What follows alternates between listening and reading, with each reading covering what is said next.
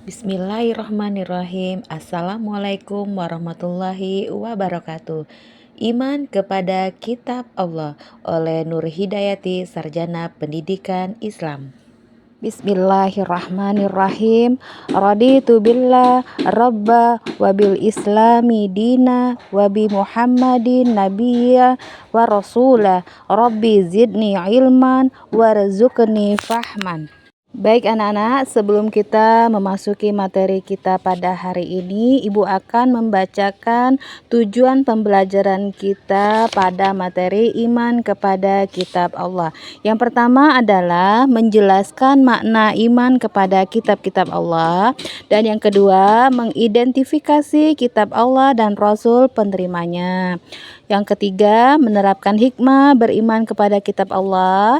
Dan yang keempat, membuat produk timeline diturunkannya kitab-kitab Allah sehingga menjadi pribadi yang mencintai Al-Quran dan dapat menghargai perbedaan kitab-kitab suci untuk beragama.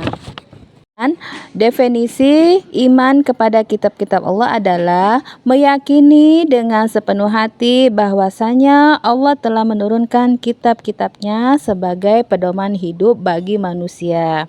Kitab-kitab ini berisikan ajaran, petunjuk, dan hukum-hukum yang membawa manusia kepada kebahagiaan dunia dan akhirat. Di sini ada kitab Taurat, yang mana kitab Taurat ini adalah kitab suci yang diturunkan Allah kepada Nabi Musa, berisikan ajaran dan hukum untuk membimbing umat menuju kebahagiaan di dunia dan di akhirat. Umat Islam meyakini kebenaran Taurat meskipun mengikuti Al-Quran sebagai pedoman utama. Yang kedua, di sini ada kitab Zabur. Kitab Zabur ini adalah kitab suci yang diturunkan Allah kepada Nabi Daud.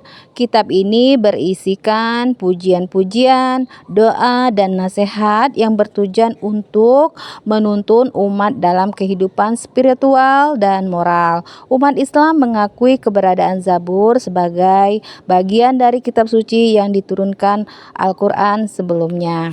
Di sini ada kitab Injil, yang mana kitab Injil ini adalah kitab suci yang diturunkan Allah kepada Nabi Isa alaihissalam, berisikan ajaran, petunjuk, dan kabar gembira bagi umat manusia. Kitab ini menekankan kasih sayang, pengampunan, dan kehidupan yang penuh kebajikan. Umat Islam mengakui keberadaan kitab Injil sebagai salah satu kitab suci, meskipun Al-Quran menjadi pedoman utama dalam beragama. Selanjutnya yang terakhir ada Al-Quran, yang mana Al-Quran ini adalah kitab suci umat Islam yang diturunkan kepada Nabi besar Muhammad SAW, yang berisikan petunjuk, ajaran, dan hukum untuk kehidupan manusia dalam aspek spiritual, moral, dan sosial. Al-Quran juga menyajikan kisah para nabi dan prinsip akhlak. Umat Islam meyakini Al-Quran sebagai wahyu terakhir dan paling lengkap dari Allah Subhanahu wa Ta'ala. Kemudian di sini ada fungsi kitab, yaitu yang pertama sebagai petunjuk hidup, yang kedua sebagai membimbing menuju jalan yang benar, dan yang ketiga fungsi kitabnya adalah menegaskan kebenaran kitab sebelumnya. Kemudian di sini dijelaskan bahwasanya pada surat Quran Al-Jasiyah ayat 20 yang berbunyi haza basairu linnas wa huda wa rahmata liqaumi yuqinun, yang mana artinya adalah bahwasanya pedoman bagi manusia, petunjuk dan rahmat bagi kaum yang meyakininya. Selanjutnya di sini ada hikmah beriman kepada kitab Allah. Yang pertama adalah menumbuhkan keimanan yang kuat.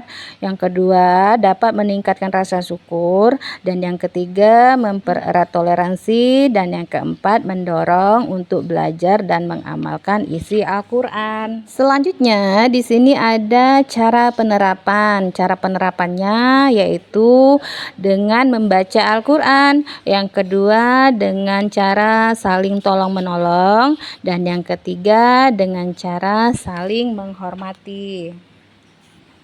Yang terakhir itu ada kesimpulan, yang mana kesimpulan kita dari materi hari ini adalah bahwasannya iman kepada kitab Allah itu rukun iman yang ketiga yang wajib kita imani, dan kitab-kitab Allah berfungsi sebagai pedoman hidup bagi manusia dan membawa ajaran yang mulia untuk kebahagiaan di dunia dan di akhirat. Sebelum kita akhiri materi pada pagi hari ini, Ibu punya tugas mandiri buat kalian. Tugasnya itu adalah carilah bagaimana penerapan beriman kepada kitab-kitab Allah ketika kalian berada di sekolah. Baik anak-anak, untuk materi kita hari ini sudah selesai. Kita tutup sama-sama dengan membaca lafaz hamdalah. Alhamdulillahirabbil alamin. Assalamualaikum warahmatullahi wabarakatuh.